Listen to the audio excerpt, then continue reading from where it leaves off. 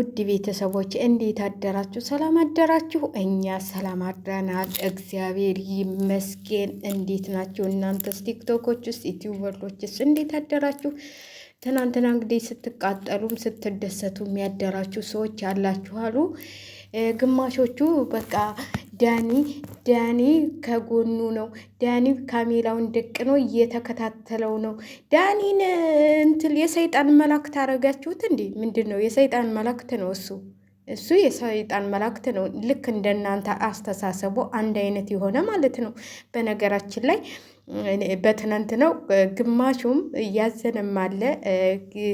በቀን በተለቀቀው ቪዲዮ እንግዲህ ሄርሜላን እጇን ይዞ እኔ ግን ውሸቷን ነው እጄን ያዘኝ የምትለው እሱ አለመልቀቅ ፈልጋ ነው እንጂ እሱ እጇን አልያዛትም። እሱ ግዴታ ተነስቶ አልጨመጨማትም እና እኔ እሱ እንትን አይመስለኝም። ግን አንዳንዴ ተስፋ ባሰጣት የማትፈልጋት ከሆነ አልፈልግሽም ብለህ እንግዲህ ጤነኛ ነው አብርሃም፣ ምንም የሆነው ነገር የለም። እንግዲህ ትናንት አይታችኋል ወይ ሩታ እንደዚህ ተደስተና ብለው አይደለም እንግዲህ ብቻ ለብቻ ነው የመጡት።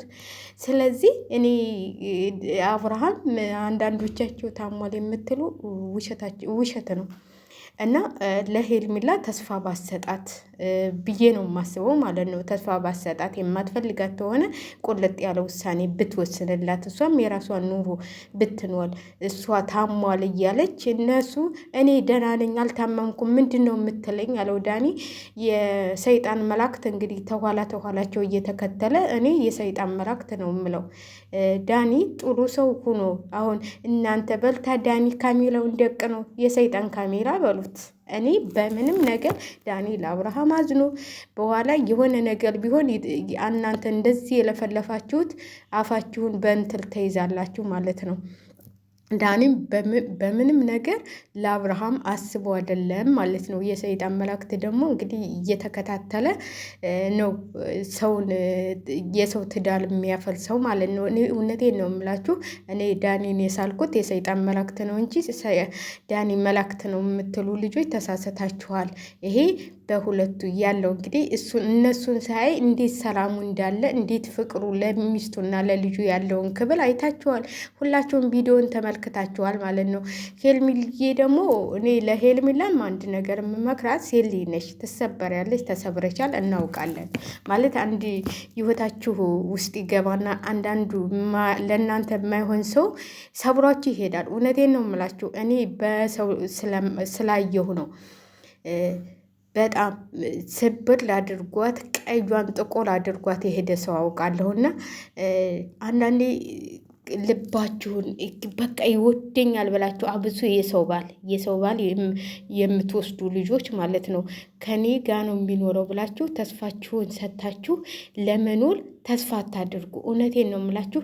መጀመሪያ ልባችሁን ከመስጠታችሁ በኋላ ዙሪያውን አጣርታችሁ እንኳን ይሄ ተስፋ ያልቆረጠው ገና በአንድ አመት ፍቅር ገና ያልወጣለት ፍቅሩ እና እንደዚህ ሄርሜላም በጣም ነው የምታሳዝነው።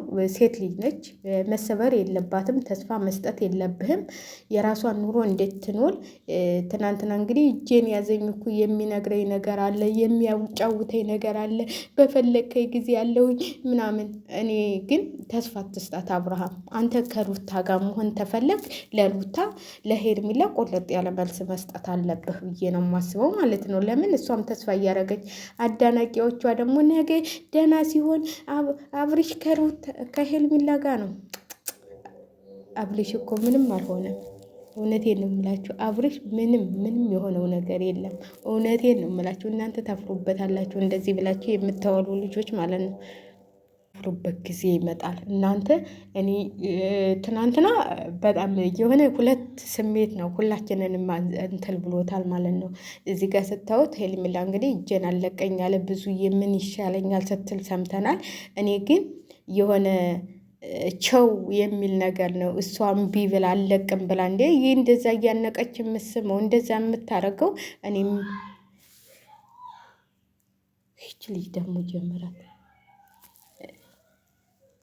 እና እኔ ትክክል ነው ብዬ አላስብም። ሄርሜላ የራስሽን ህይወት የራስሽን ልብሽ የሚልሽን ብቻ አዳምጠሽ የራስሽን ውሳኔ መወሰን እንጂ ይሄ አብርሃም ባል ይሆነኛል ወይ የወደፊት ባሌ ነው ብለሽ ተስፋ ባታደርጊ ጥሩ ነው ብዬ ነው የማስበው ማለት ነው። ማለት የሰው ልጅ ተስፋ የሚያደርገው በፈጣሪ ብቻ ነው።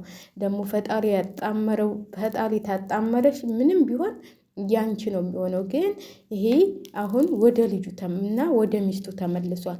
ሁሉንም ነገር ረስተናል ነው ሲል የሰማችሁት። እንግዲህ ሁሉንም ነገር የሚያጠፋውትን እሷ የሚያጠፋችውን ሁሉንም ነገር ትተናል ነው ያለው። አንድ በአንድ እንግዲህ ጤነኛ ነው ሲያወራ ሰምታችኋል። አካሄዱንም አይታችኋል። እንግዲህ እናንተ ስትመጡ ብቻ ነው ዳኒ ሲመጣ የሰይጣን መንፈስ ይዞለት መጣ። የሆነ ፈዘዝ አለ። በኋላ በቃ የሌላ ቦታ እንሄድ ነው ያለው። ሌላ ቦታ እንሄድ እዚህ አካባቢ እሱ በዙሪያ አለው። የሰይጣን መላእክት መቼም እኮ በዙሪያቸው አይጠፋም።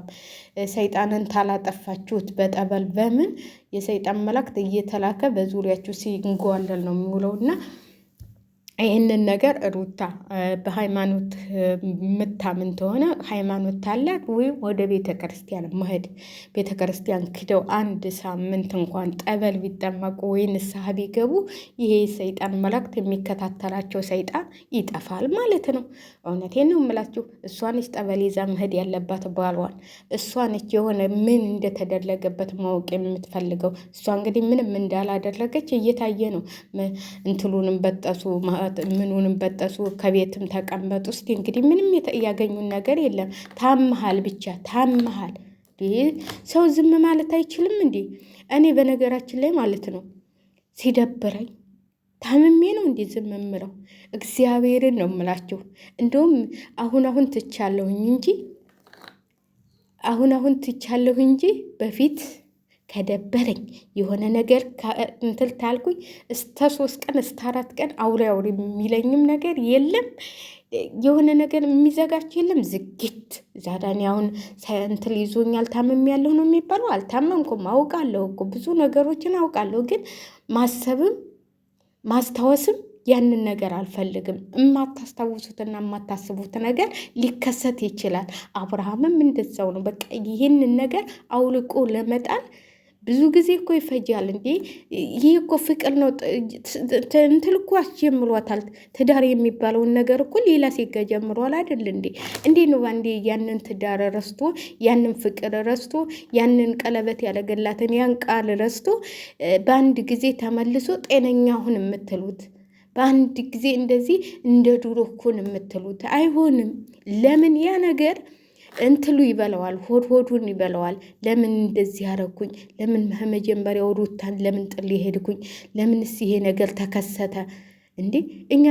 እኛ ራሱ አሁን ወደ ስደት ስንመጣ ለምን መጣን እያለ ራሳችንን ወቅስ የለም እንዴ? እንኳን እሱ ማለት ነው 2 ህይወት ያበላሸው የ2 ሴቶች ህይወት ነው ማለት እኮ ነው። አሁን እኮ የሩታ ተበላሽቶ አሁንም ቢቃናን እንደ በፊቱ አይሆንም መቼም። እንደ በፊቱ ይሆናል ብሎ እንጃ። እንደ በፊቱ አይሆንም ማለት ሁሉም ነገር እንትን ብሏል። ከዚህ ጋር የሄርሜላ ህይወትም ያሳስበዋል። አስጀምሯታል። ብዙ ነገር ቃል ገብቶላታል። ያን ሁሉ በአንዴ ታመም ያለሁ ብሎ ቢል ይሻለዋል እንጂ አይ ደህና ነኝ ቢላቸው እኮ እንዴት 2 ህይወት አስጀምረህ እንዴት እንደዚህ ታረጋለህ እያሉ ወቀሳውም ያስቀምጠውም። ስለዚህ ታመም ያለው ማለት ይሻላል ብዬ ነው የማስበው። እንግዲህ የትናንቱን በዚህ ሁኔታ አይተናል። የዛሬውን ደግሞ ምን እንደሚከሰት መቼም አንዳንዴ ሲቀያየር ነው የምናየውና እንግዲህ ትናንትና ብዙ ነገሮች አይተናል። እነ ብሩኬም ጋር እነ ኤፍሬምም ጋር አይተናል። ብዙ ነገር ከመጀመሪያው ከምንም ሳይኖረን ተነስተን ለዚህ ደረጃ ደርሰናል ብሎ ብሩኬም ሲያመሰግን አይተናል። ከዛ ሁሉ መገኘት የነበረበት አብርሃም ነበር። ለሁሉም አራያ ለምለም ብኮንም አብርሃምም ማስተዋጽኦ አድርጓል ማለት ነው። እና አንዳንዴ አብርሃም ብዙ ነገር ያረገላቸው ሰዎች እየጣሉት ነው። በጀርባው እንደ እንትን እየወጉት ነው ያሉት ማለት ነው። እንደ ጦር ለሱ የሚጨነቅ ሳይኖር ለራሱ ጥቅምና ዳኒም ለራሱ ብሎ ነው እንጂ ወይም ከሩታ ጋር የሆነ ነገር ፈልጓል ወይም በቃ ከሄርሜላ የሆነ ነገር ወስዷል። ለዚህ ነው ይሄ ሁሉም እያቃጠለ ያለውና ሰውን ማመን ቀብሮ ነው ብላለች ቀበሮ። እኔ በበኩሌ ሰውን ማመን በትናንት ነው እንግዲህ በዳኒ በሰይጣን መለክተኛ አይተናል ማለት ነው። ብዙዎቻችሁ ዳኒ እኔ በጣም የምትገርሙኝ ማለት ነው። አንዳንድ ልጆች ተስፋ የማትቆርጡ ተስፋ የማታደርጉ ልጆች ማለት ነው። ዳኒ እየተከታተለ ወደ ሄርሜላ ይመልሰዋል የምትሉ ልጆች ማለት ነው። ኧረ ተው ተው። የሰው ልጅ ማለት ነው ፈጣሪ ብቻ ነው የሚመልሰው። ፈጣሪ ያጣመረውን ደግሞ ሰው ሊያለያየው አይችልም። ከሄርሜላም ጋር ተሆነ እንትሉ ፈጣሪ ከእሷ ጋር ነው የምትቀጥለው ታለው ከእሷ ጋር ይቀጥላል። ከሩታም ጋር ተሆነ ከሩታ ጋር ይቀጥላል። ይሄ የፈጣሪ ትእዛዝ ነው እንጂ ሰው ባለው አይደለም። ዳኒ ይህን ድንጋይ ቢፈነቅል ፈጣሪ አይደለም ወይ እግዚአብሔር አይደለም። የዳኒ ጀርባ መከተል ምንም አያመጣም። ምንም እንግዲህ ትናንት አይታችኋል። አብርሃም ጤነኛ መሆኑን አብርሃም ምንም ነገር እንዳልሆነ አይታችኋል። እንዲህ ሄርሜላም ጋር እኮ ሲጀምር እንደዚህ ነበር የሚሽኮረመመው። እንደዚህ ልክ እንደ ሄርሜላ ነው የሆነው። እንደ ሄርሜላ መሽኮርመም ጀምሯል ከሩታ ጋር።